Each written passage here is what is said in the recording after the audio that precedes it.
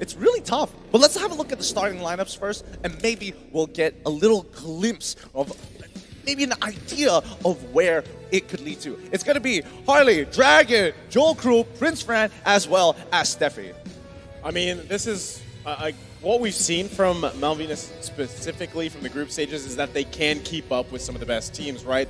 Now, the thing is, can they keep up here now with Occupied Thrones, because they're going to be giving their best. It's Fury 77, Hulk, Gatto, Leo, and Maro. And man, have we seen some amazing things from these guys. The first pick here, I'm pretty sure. No, Occupied Thrones will be first pick here. We are seeing something slightly different than what we've seen in the past. The Fermies ban coming in now.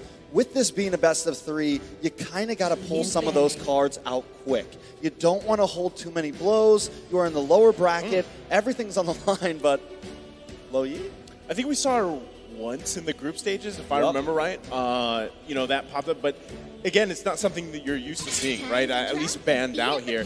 But this just highlights how, you know, with teams from other regions and everything else, how their playstyles can differ, how it can vary. And still, with it being a dire situation for you where you basically have one life here that matters, this is the time where you pull out those tricks. This is the time where you pull out that strategy that might be your comfort that you're used to playing here, where, again, we've already seen kind of a trend established for M4's meta.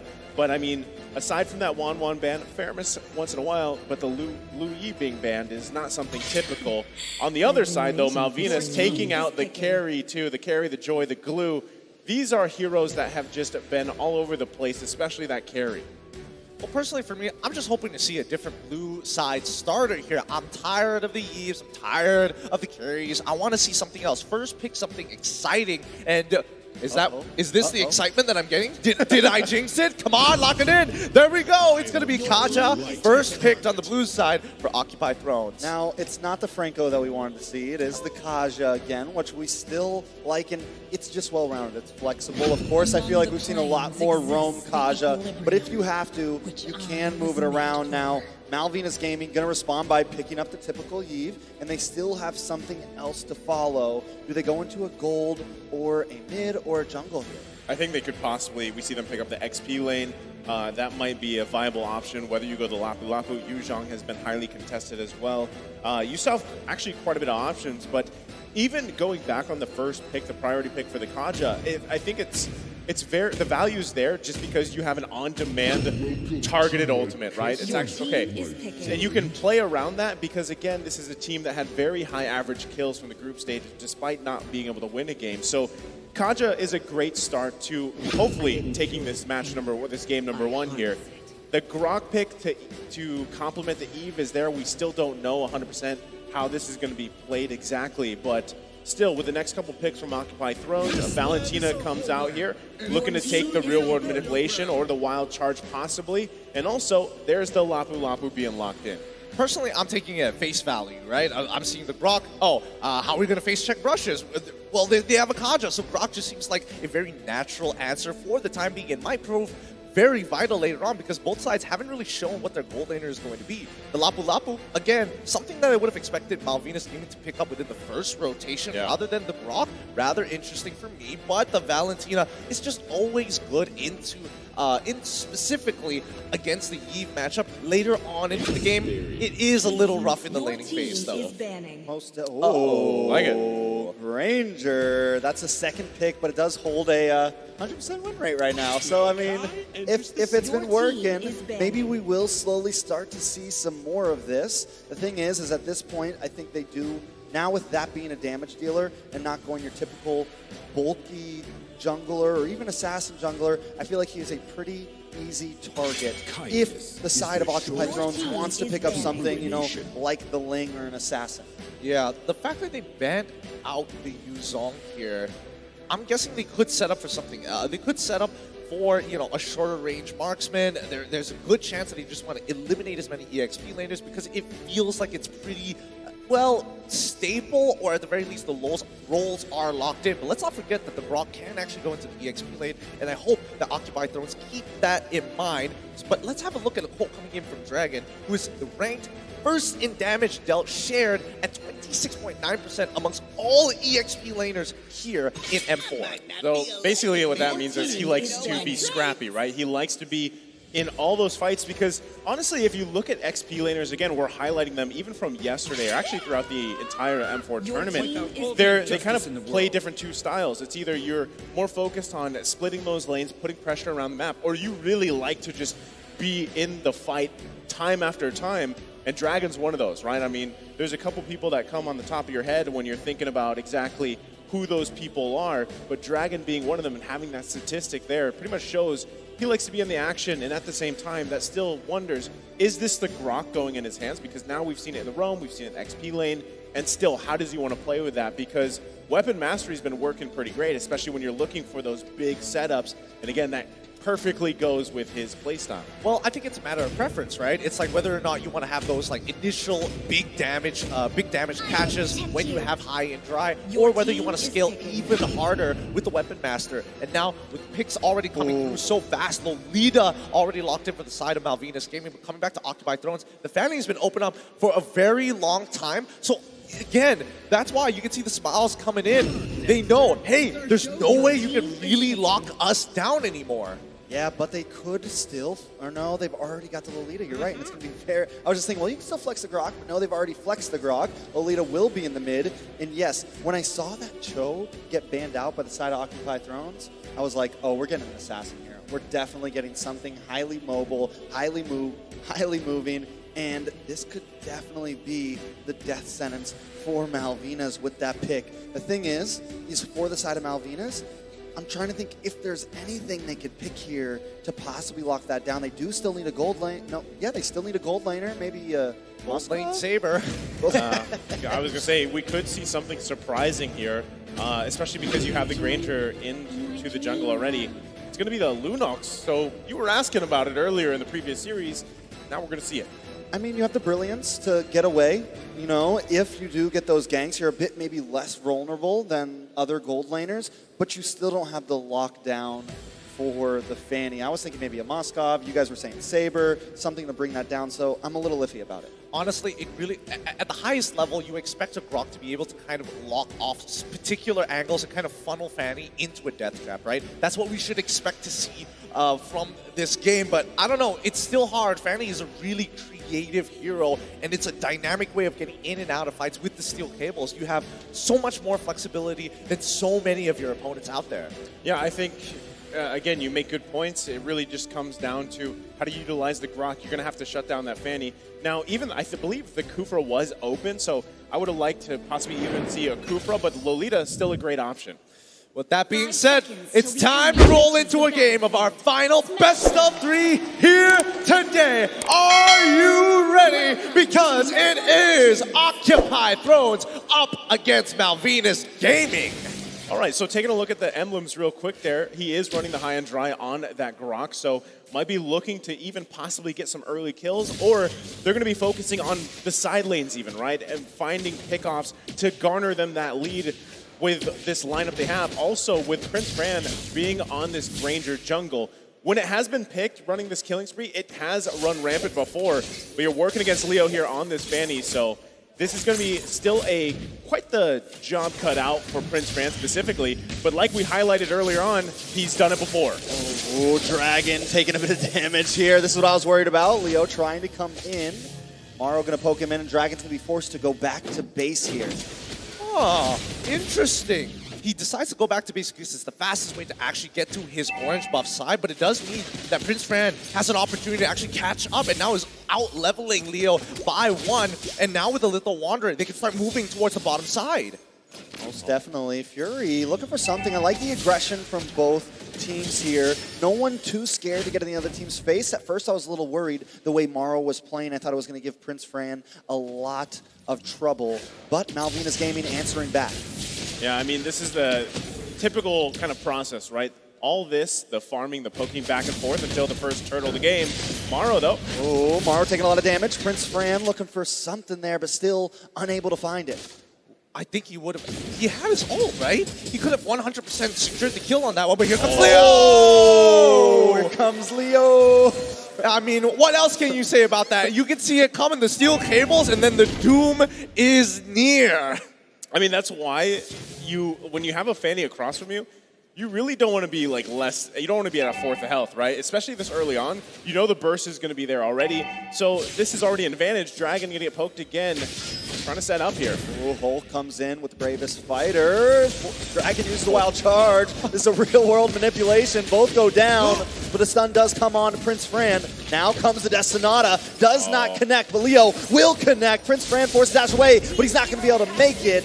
Leo picks up another kill, putting them at 2-0. Things are looking so good for Occupy Thrones. They have a really good idea of what they want to do against Malvinas Gaming, and unfortunately for Prince Fran, I think he's a little too hesitant on his ultimate. His ult? Yeah. He should be using it more often to initiate fights, to get the initial slow. Yeah, I mean, that's what I think too, and you can already see, right, Leo's off to a great start here, and I feel like if you didn't catch it during the draft, that's why he was clapping, right? He locked in this hero of his, that he loves the Fanny here. So, and it's already off to the 2-0 start. Itemization-wise, too, everybody's still working on that first big item of theirs. But with this gold lead going in favor of Occupy Thrones, they're in a great position here, especially, again, Maro on this Kaja has Flicker in just a couple seconds here. Might be looking for a Divine Judgment play if he can find one.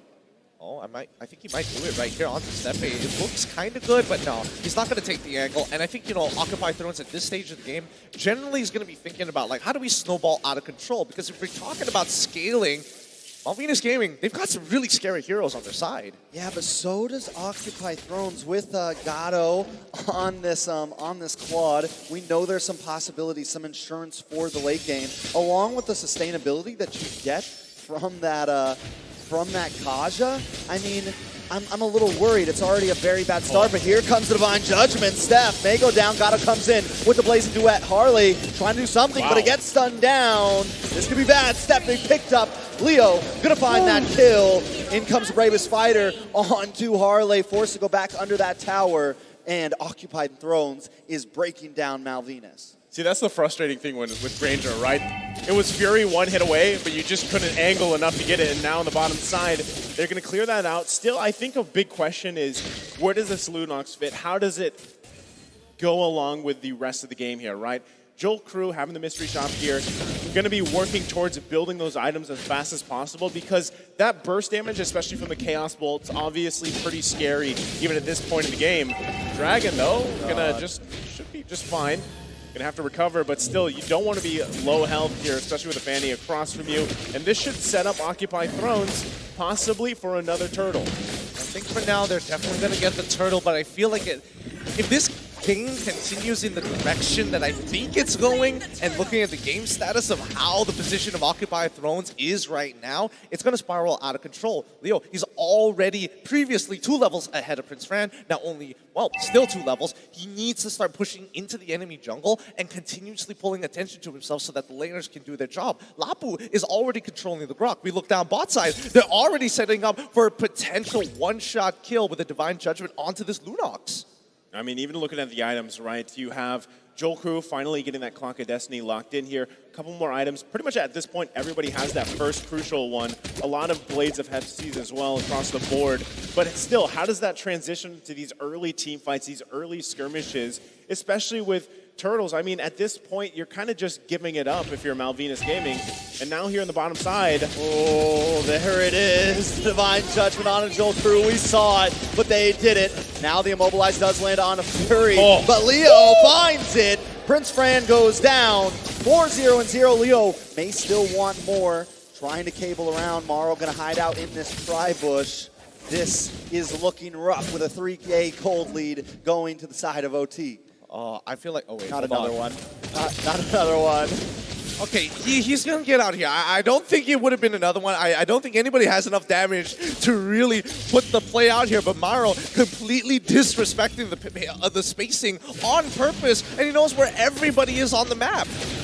I mean, they're still going at it here, right? Maro in complete control. Top side, though. Dragon gonna get taken down pretty easily. Leo's just unleashing. I mean, this is just a Leo show in the jungle, but still, you complement it so well once again with Maro on the Kaja here. And you're wondering, you know, we haven't seen Franco much. Well, that's because there's Kaja. It's on-demand targets. Oh, but the Destinata does land on Maro, finally. Arle picking something up. Leo trying to find one of his own, though. Moves in, but it's a little bit too much more than he can chew.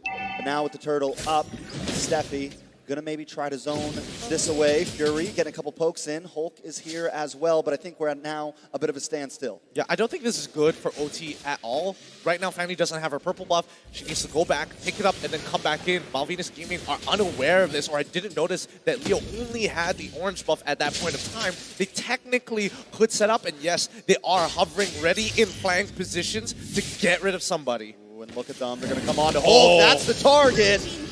Mission completed. Hulk goes down. This could give Malvinas a little bit of a chance, but wait, Prince Han is the first one to fall. Leo now looking for the next one. The Numenon Blast lands down, and the damage is in. Brilliance forced to come out just to get away, but Dragon still falls. Maro taking a bit of damage, but Leo's on the hunt. He wants one, he wants two, but he just can't find it. Back to the reset for the turtle. Man, I mean, so this is frustrating if you're Prince Fran because, what, in 1 to 2 seconds, you're just deleted?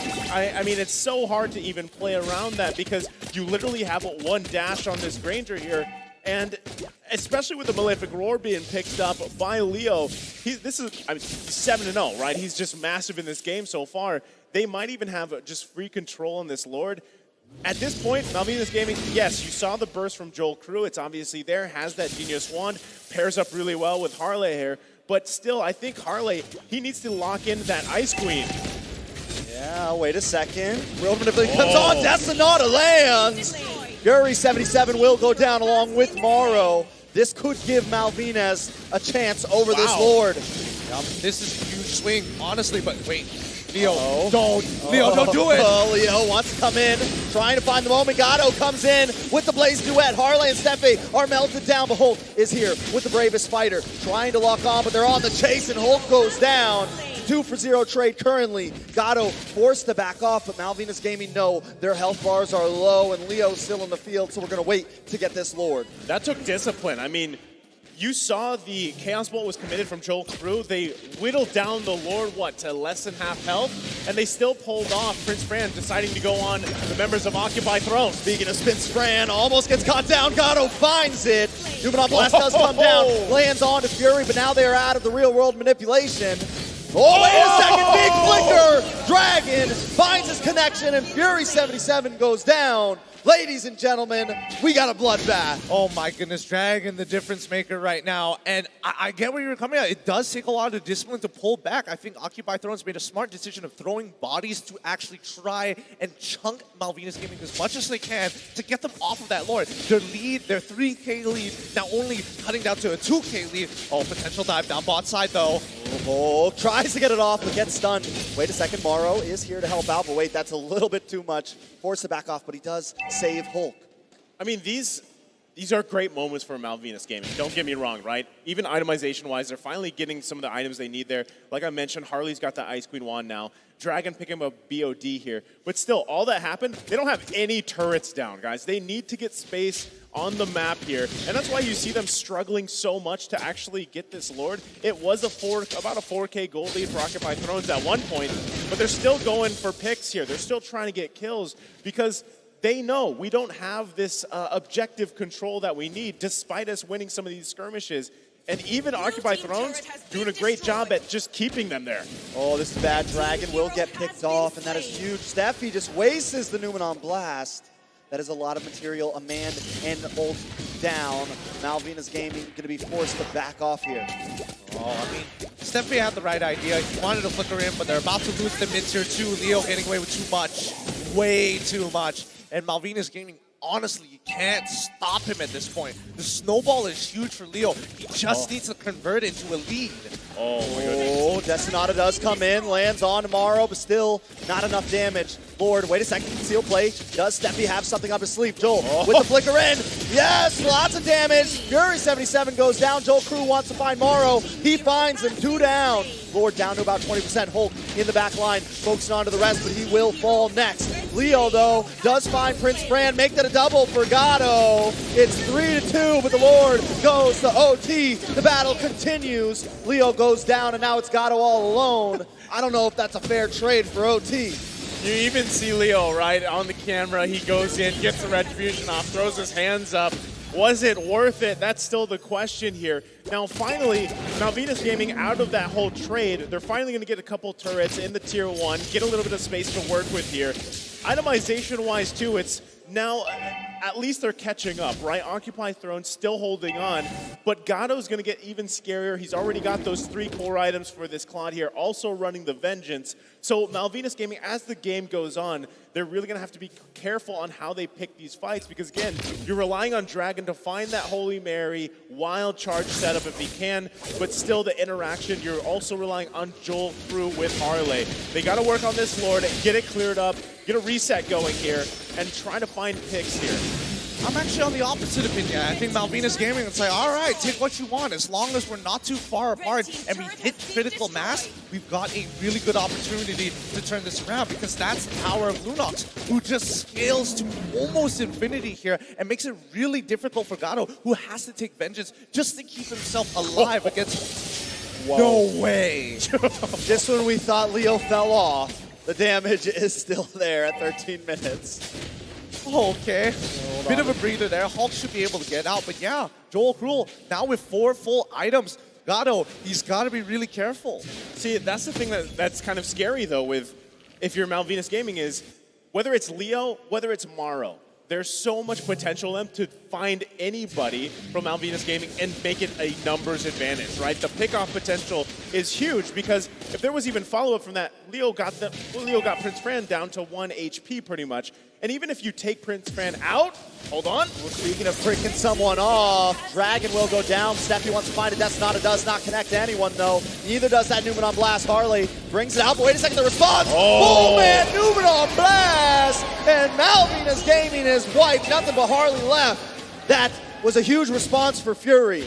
Can we get a replay on that? We need a replay. What fancy footwork, steel cables coming up, man. Harley is gone. We all know it was happening. And wait, Harley survives, and they already sacrificed 1. But this game should be done for. I don't know. Harley doesn't have it. Well, no, they do have the ult. They're going to be able to stop it. Maybe wipe this out. Hulk trying to find it. The base takes a lot of damage. Dragon comes out. The response is there. And now OT is on the run. This is going a little bit longer, ladies and gentlemen. Oh, no. I mean, it started with Leo cabling into his death, and unfortunately, everything was clear there with Harley, and now the Lord is up here. Is Malvinas Gaming going to turn this game around?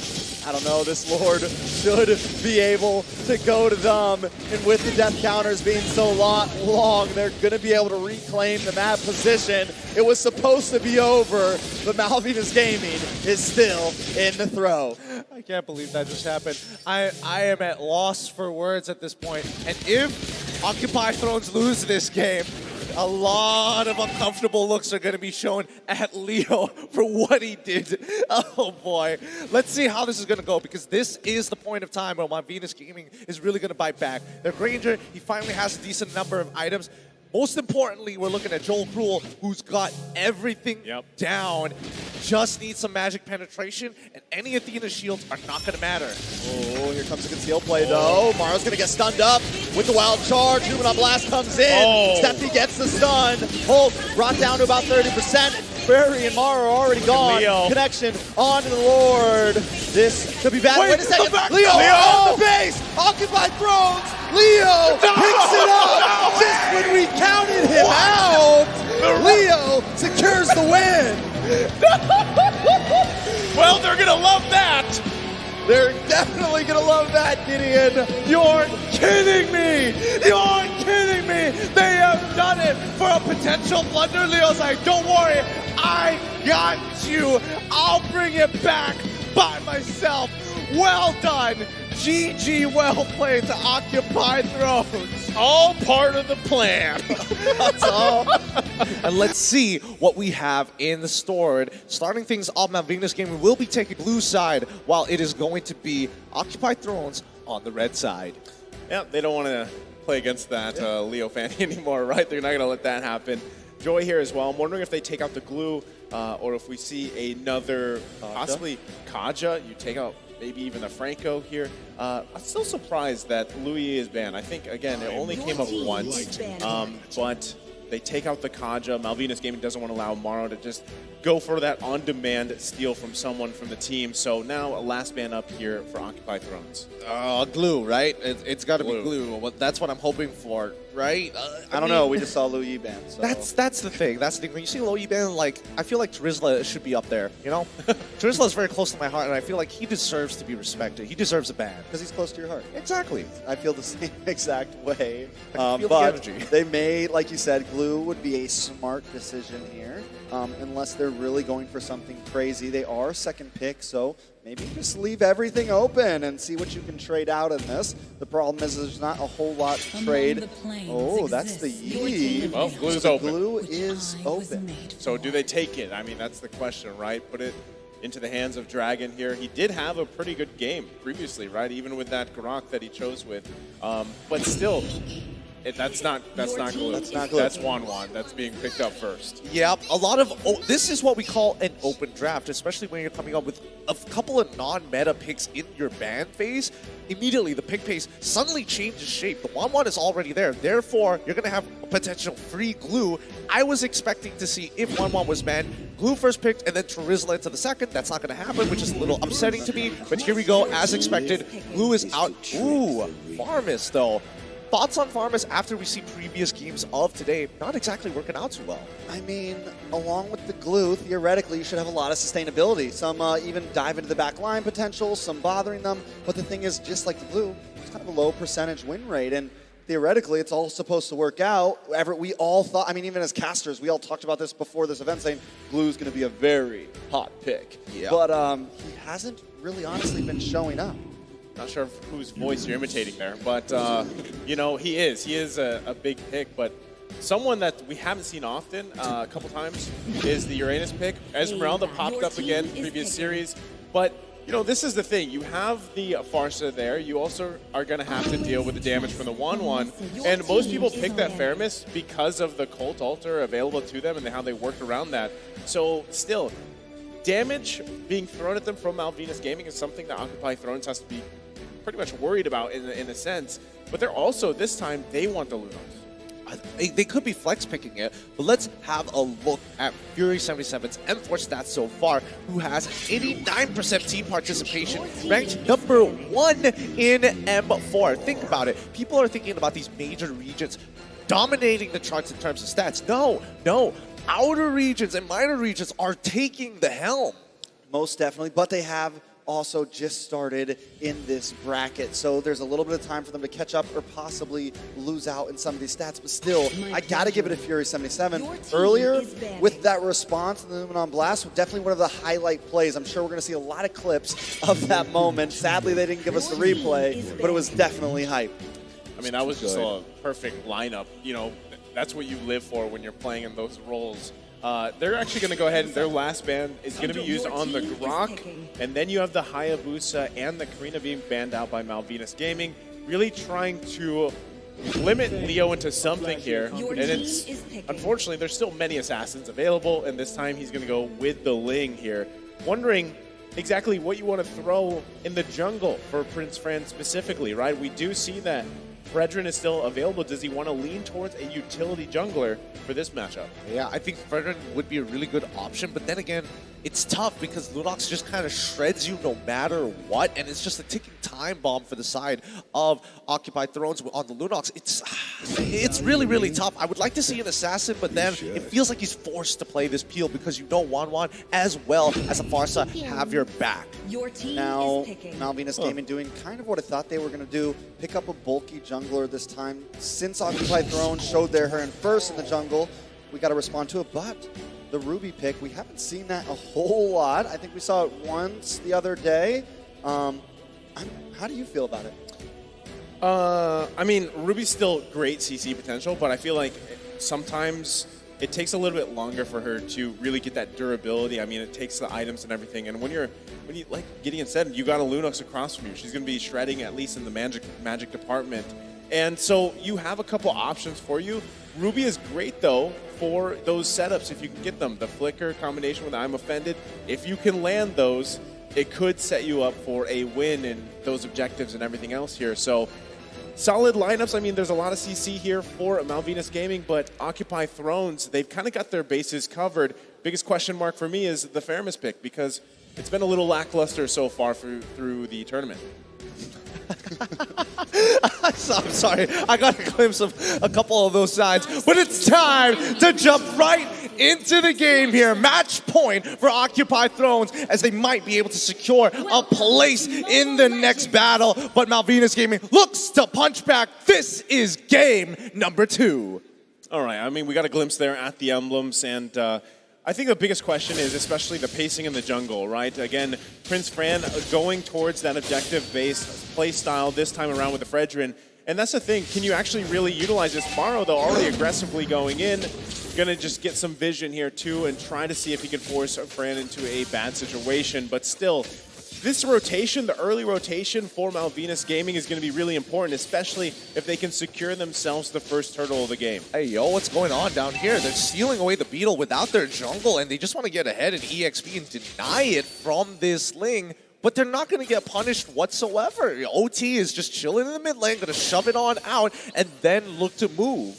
Yeah, but here's the thing, right? I feel like this plays, wait a second. Steffi with a nice lockup. Probably nothing major going to happen here.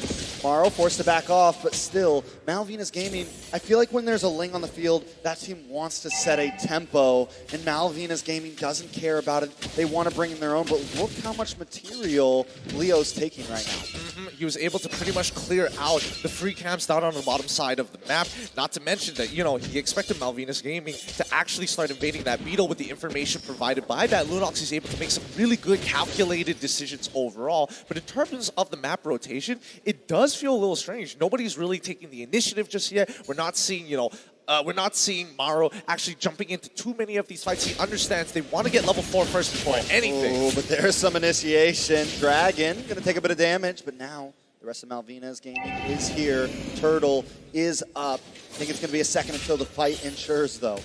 All right, so Dragon will be fine. He also just got that ultimate ability. The Consecration going to heal back up. Still, though, it looks like Prince Fran wants to fight for this turtle. Maro to almost level 4, just hit it. So going to wait for, you know, Leo to grab this purple buff and just get in position to fight this, because they've got all the ultimates across the board here, especially when you're talking about having this Faramis. They've got a little bit more of an extension of a fight, and now they're pulling it through. They get the feathered airstrike out from Harley. That's a big ult out from Malvinas Gaming. They're stalling on purpose. OT is stalling this on purpose. Maro could have absolutely hit that if he flickered, but now look at the enemy purple buff. Malvinas Gaming is going to lose it, and while Prince Fran is slowly taking this away. Oh, cheeky, but Leo still able to get it. Gonna get stunned up there, but will be able to walk away from this freely. Prince Fran is able to secure the turtle, so almost a decent trade. When we look at the gold, OT has a small 150 advantage. Well, I mean, even with that, okay, they might still go here in the mid lane, but even with that trade, right, you're at least securing yourself the first turtle here. But, I mean, Prince Fran, does he care too much about the purple buff? As a Fredrin, maybe not so much in comparison to the assassin junglers here, but still, you don't want to just continue to give things away. And even noticing, you know, Joel Crew already having the Corrosion Scythe here on that 1-1, it's going to be crucial for him to find the crossbow of tanks and even those resets later on throughout the fight. And now you can see even the focus here from Occupy Thrones. Ooh, in comes Gatto, though, showing his presence. The rest of the team also ready to make a strike, but nobody sticking their neck out too far. I don't know what's happening here. I mean, Gatto just goes in, he uses that Brilliance, goes back out, he's trying to bait out Joel Cruel, but then he also knows that the rest of the team is moving on, so why exactly did he use the Brilliance when he could just use the Darkening? So many questions at hand. Maro? Wait a second, Maro does come in, but a Feathered Airstrike is there to stop him. Colt Alter comes out to save the day, and once again, it is a disengage. Come on, Gideon. What's going on here? I don't see first blood. It's been 4 minutes. I want my action. Weird. This is supposed to be like the blood dome. Where weird, is dude. my blood? The blood dome. Well, I mean, at this point, it is kind of odd that both of these teams, especially when we saw the team head-to-head, there's been no first blood up to this point. I'm sure in the next 30 seconds or so when that turtle comes up, everyone's going to be rearing to go. Gato finally picking up the clock of destiny here, too, at the 4.5-minute mark. So this could be crucial, though. Joel Crew, though, still the focus of Occupy Thrones. Harley also picking up clock of destiny. So everybody's still looking for that first kill of the game. Everybody's still looking for that first blood, but no first blood. Sorry, Gideon, just not yet. 5 minutes in. I mean, now with the turtle up, though, Leo is going to get the first poke onto it along with Joel Crew. Looking at Prince Fran and Harley coming in as well. Nice, I'm offended on Morrow. Gato, though, comes in, but Morrow still falls. Brilliance has dropped Harley. Able to flicker. Steph taking a bit of damage. Fury comes in with the Colt Altar, giving it a little bit more sustainability. Hulk onto the backside, but Gato is found by Joel Crew. Hulk now under the tower, forced to flicker away. Fury getting a bit of poke, but this should give the turtle over to the side of Malvinas. Finally, we do see the first 2 kills come forth, but it's weird. It's like, oh, you want the objective, you want the kills, and then suddenly there's a huge shift in perspective. But I mean, like, even with that, it was just kind of a weird whole fight there for that turtle. But Joel Crew coming out with the 2 kills and being able to pick up his second item now on this 1-1, it is going to be something that Occupy Thrones has to be conscious of, because you just see a lot of this back and forth, and still Steffi looking for another possible setup here. Now Morrow on the Kufra is going to be the big person to find the setup for Occupy Thrones, but right now they're struggling for it as this turtle is now less than half health. Most definitely, and Morrow is keeping his distance, making sure he's in range to possibly make the play happen. But Harley and Steph also being very, very sneaky inside of this bitch. Joel Crew gonna move around. Dragon trying to delay that purple buff, but it still goes into the hands of Leo. Off camera, Morrow is picked off. Harley taking a bit of damage, will fall. Hulk finds it. Hulk in the midst of things. Joel Crew gets crossbow, Tang. And he will find it. The Cold Altar still not enough. Finally with the killing spree. But now OT is on the hunt. Leo here gets stunned up by Steph. And Joel Crew finds another. That is a double kill. And still the Lord is not taken. But they have got what they need because it's 5-1 on the board. Oh my goodness. I mean, honestly, things could have gone so bad. I saw Malvinas getting like, oh, I am ready to make the TikTok highlights, but there's still objectives, so Joel Crew backs off. He was so ready to go further and push himself to the limits here. But right now, I feel like Occupy Throne has kind of lost their aggressiveness. They're playing a lot more controlled for some reason, and I'm not entirely sure what the communications seem like. They're still pressing the situation here on the top side. Going to take them out here. Ooh, I'm offended. Locks on Amaro. Bursted down. That's an unstoppable kill for Joel Crew. And at 5-0-1 at 7.5 minutes, the 1-1 is beginning to look scary. See, this is a big problem, and this is why you see 1-1 fanned out quite a bit, right? Because if you get to this point in the game, it is a 3K gold lead, but all those kills, all that gold is on that 1-1, and it gets really hard to deal with here because typically you see teams dealing with a 1-1, you know, juggling winter transients later on through the game. That's a wind of nature being picked up by Joel Crew as well. So now he can be even more of a nuisance, even more confident in trying to get those weak points off so he can pop the crossbow of Tang, and this is why you just see them take control of Occupy Throne's jungle. Ooh, Maru trying to dive in and make it onto Joel Crew, but it's still not enough. A nice I'm offended, locks up Maru. He drops Hulk along with him. Fury 77 now on the run, does a nice bit of damage, but he falls. Joel Crew 6-0-3 now. That is 60% of the kills going to him. This is spelling trouble for OT. And this is why you need to ban out this 1-1. All that CC, all the commitment put on Joel Crew just does not matter. He cleanses out of the very first one, which is an inbuilt skill, by the way, and then immediately pops his Inspire to take out the rest of the team, gain his health back even. So right now it's quite a struggle for Occupy Thrones as it feels like no matter what they do, Joel Crew is just way too far ahead. So I think they need to start thinking about pickoffs, and specifically Harley. See, I mean, this is the crazy thing. Even looking at the gold, Joel Crew's like almost 3K ahead of Gato, right? Which was placed in the gold lane there. And that's what you're seeing here. Just, it's so hard to deal with, even these skirmishes around the buffs. Yeah, Volt trying to get into that backside, but just can't seem to commit, can't seem to do the damage, and it definitely has to do with that gold lead. Now back to what you were saying. I mean, still, The point being is just itemization. You're out-itemized, right? And a lot of that has, again, to do with the 1-1 pick, which is usually constantly banned out, right? And Joel Crew, knowing that, able to just kind of freely do what he wants to do and doesn't really have to worry too much just yet. Now, it is 10 minutes in the game. If Occupy Thrones can hold on, maybe for dear life, they can defend themselves in the base here, but they still need time because, again, you don't have a traditional marksman here. You're relying on some form of setup from Maru, maybe even Hulk. You've got a Cult Altar, but still, you got also a lot of magic damage here, and right now, it's just hard to deal with because you got Prince Fran in the front, you've got Steffi finding those I'm Offended combinations like we talked about with the Flicker, and meanwhile, Dragon's on, you know, this unkillable hero who just is a distraction at this point.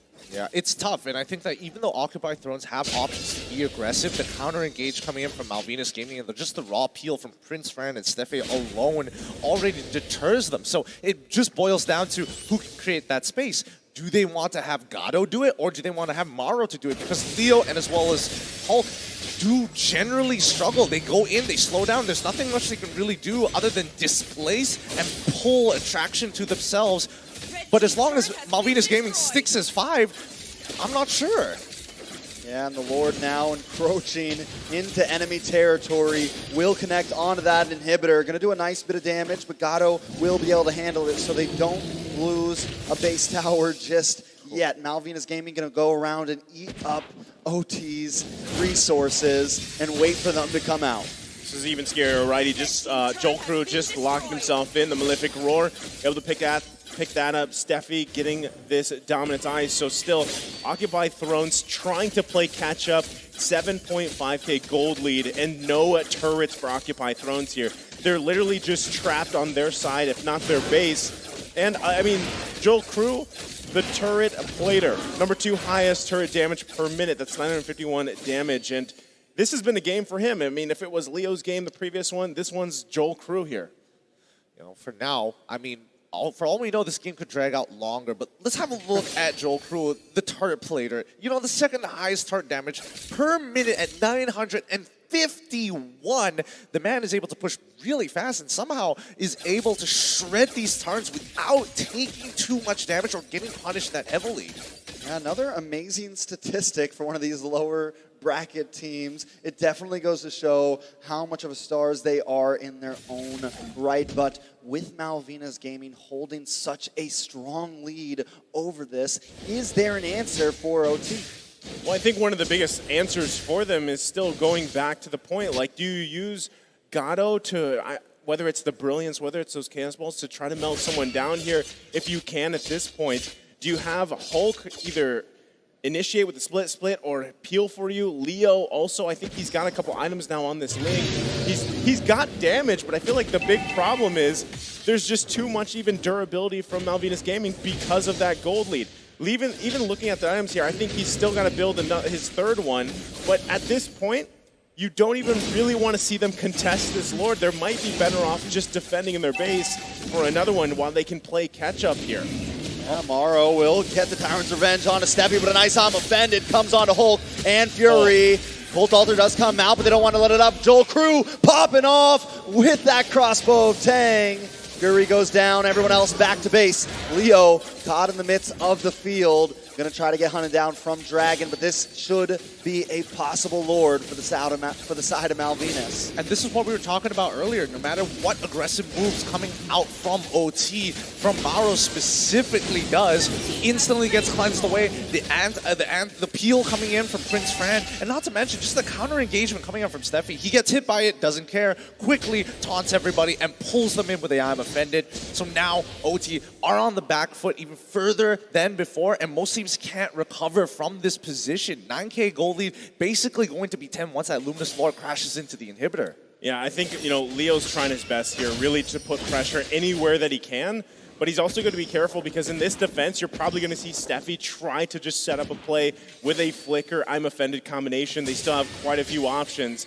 but now they've got to work on this Lord here on the bottom side. Most definitely it does get the crash because it is enhanced. A lot of green dots on the side of Malvinas, but the same thing goes for Mena. Ults are ready to go. They want to move into this middle inhibitor, try to take as much as they can. They don't want to go too deep. The Dragon will hold down the front line. Able to zone Leo and got away, but now the Amapended locks in. Feathered Airstrike comes down. Hulk coming onto the backside, but Steffi does fall. OT trying to make the response here. Looks like we're going for a ride along with Hulk, but Prince Fran is caught in the midst of 4 members and will fall as well. That is a 3-for-0 trade. They do take some inhibitors, but Occupy Thrones is answering back. Well, I mean, you can consider that a at least successful defense here for Occupy Thrones. They also narrowed down that gold gap by about, what, 3,000 gold or so. And they might be able to make some more moves across the map. They didn't get Joel Crew, unfortunately. But the fact that Steffi initiated that, right? As we expected, he initiated that fight with the I'm Offended, and it didn't go the way they wanted to. They wanted to end the game there, but Occupy Thrones able to hold on for it. Yeah, unable to close out, and man, quite the swing in OT's favor now. They might actually have a chance if they're able to find a fight like that once more, now that the blue does, well, I mean, Hulk in particular, is able to kind of tank just enough damage from Joel Crew to waste his time and allow the rest of his team to go for the bigger picks. And looking at the items, I mean, at least for, Occupy Thrones, they've got the damage in terms of magic, right? You've got Fury having that Divine Glaive now with the Glowing Wand. He's got the Lightning Truncheon. He's pretty much where he needs to be. You also have, again, Gato is that big thing, because that's what you chose to put in the gold lane here. Now, you do lack that marksman, but you've got a lot of burst potential. The penetration is there, and hopefully Leo can follow up. If Leo continues to put pressure around the map, open it up a little bit better, they could still play around that, but Morrow charging up here in the bush. Oh, big flicker. That is huge. Harley goes down along with Joel Crew. Steffi could be next. Leo going to try to find him, use the conceal, just try to escape, but it's double kill for Leo. Prince Fran into the back line, will get immobilized, and Glue's going to take him for a ride back to the team. Prince Fran trying to do everything he can, but Leo will get the triple and wipe them out. Nothing but Dragon stands against Occupy Thrones right now. Should be an easy Lord. Oh, I don't know what the thought process was there, but Joel Crew, unfortunately, purposefully showing himself walking into the lane rush like that against the Kufra, who doesn't mind if there's multiple. It means more value. I thought I was going to get a 1-for-1. He got a 3-for-1. That was massive. I mean, as we were just trying to figure out how can Occupy Thrones get back into the game, just like that gold lead completely gone here. And even Gato picking up the Divine Glaive because of that whole skirmish. They've now got the Lord marching with them in the bottom side. They're going to be looking to focus on possibly even Inhibitor Turret if they can get there. So now Malvinas Gaming in a very dire situation. You've got Leo also pushing into the tier 1 on the top side. Let's see if Malvinas Gaming can defend this, because that was a huge blunder on the bottom side. Oh, I mean, let's look at the high ground defense at this point, because now Occupy Thrones are taking the lead, but it doesn't really technically matter at this point other than the situational items. Probably not the best use of Feathered Airstrike there. Probably could have waited a little bit until it got closer towards the Inhibitor turret, because they knew that the outer turrets are basically gone at this stage with a Luminous Lord 17 minutes into the game. However, if we talk about oh no. Yeah, a little bit of suppression. Oh, but wait a second. I'm Offended comes in, and Fury goes down. Joel Crew going to pick that up. It comes across Boateng. Morrow will be next. Hulk forced to back off. Leo now on the boss side. Joel Crew wants to try to find him, but he is a slippery boy. Should be able to escape this. Wait a second. Joel Crew still hunting him down, but Leo is going to be able to get away. It is back and forth. Man, Leo's doing work again. I mean, you got to give it up to the guy. He picks up the BOD here, but knowing the situation they were in, for 12, 13 minutes of the game, he has found wins where he could, and it's resulted into basically Occupy Thrones being in this game, possibly ending this and sending Malvinas Gaming home, right? And Leo, whether he's pushing lanes, whether he's pushing turrets, it's opening up the map for Occupy Thrones here. I mean, look at the gold for Leo. Yeah, he's definitely been playing a different game from the rest of his team. And honestly, wait, hold up, Leo, are you in trouble? Oh, maybe. Force uses Tempest Blades as an escape. In comes Dragon trying to sandwich it in, but man, Leo.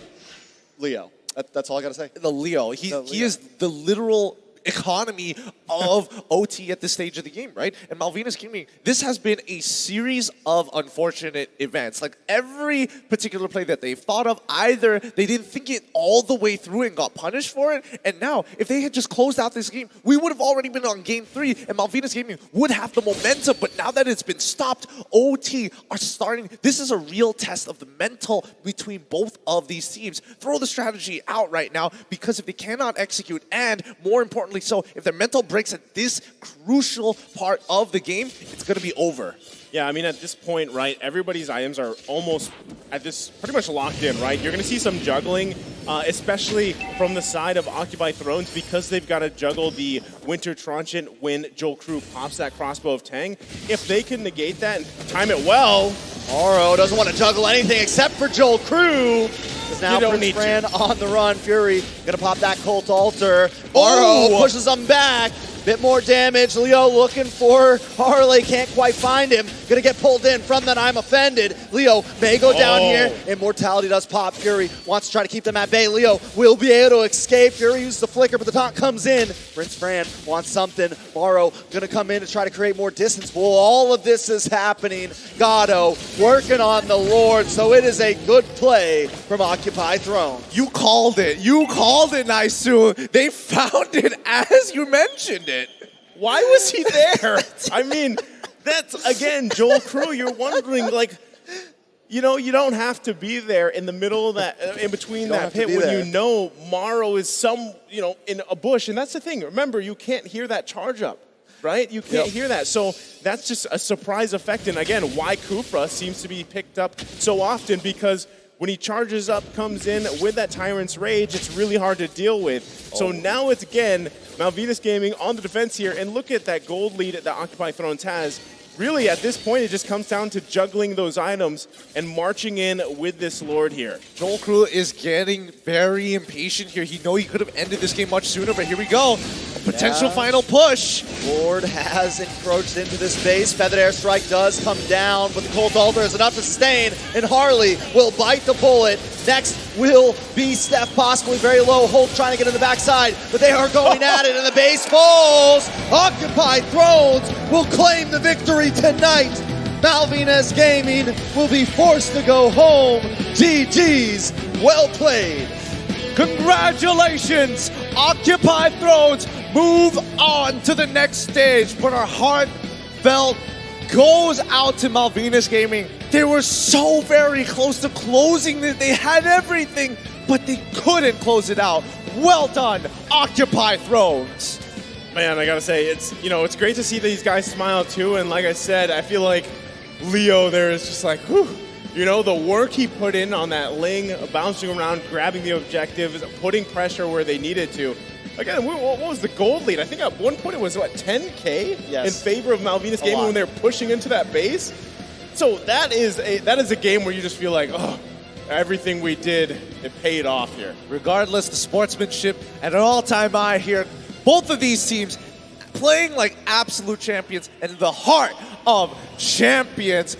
But with that being said, Occupy Thrones, enjoy your walk of fame down all the way outside. Please give them a round of applause as we throw it over to our analysts at the analyst segment to break down the games. Please give them the round of applause one more time.